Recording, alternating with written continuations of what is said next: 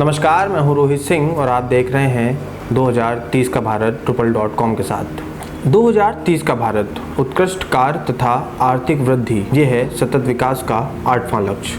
2030 के भारत के सतत विकास के महत्वपूर्ण लक्ष्यों में से एक है उत्कृष्ट कार्य तथा आर्थिक वृद्धि। उत्कृष्ट कार्य का सीधे तौर से आशय कार्य की गुणवत्ता से है। अप्रत्यक्ष रूप से हमारी सीरीज के पॉइंट 4 से नाता है, क्योंकि उत्कृष्ट कार्य करने के लिए कहीं ना कहीं गुणवत्तापूर्ण शिक्षा की आवश्यकता जरूर होती है। तो सतत विकास का जो चौथा पॉइंट है, गुणवत्तापूर्ण शिक्षा और उत्कृष्ट कार्य, कहीं ना कहीं सेम है।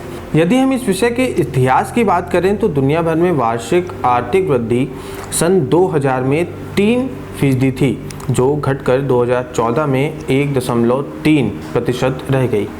वैश्विक बेरोजगारी 2007 में 17 करोड़ से बढ़ते बढ़ते 2012 में करीब 20.2 करोड़ हो गई, जिसमें से करीब 7.5 करोड़ युवतियाँ और युवक हैं।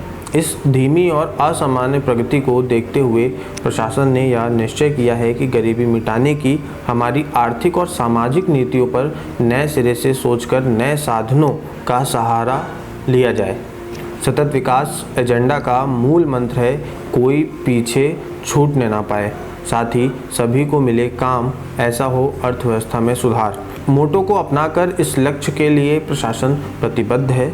10 और 14 वर्ष की आयु के बीच करीब 36 करोड़ से अधिक युवाओं के साथ भारत में दुनिया की सबसे युवा आबादी निवास करती है। इस डेमोग्राफिक प्रॉफिट के उपयोग पर ही देश के लिए संपन्न और जानदार भविष्य की रचना का सारा दारोमदार टिका हुआ है। किंतु उच्चतर शिक्षा में भारत का सिर्फ 23% का सफल भर्ती अनुपात दुनिया में सबसे कम अनुपातों में से एक है, जो कि चिंता का विषय है।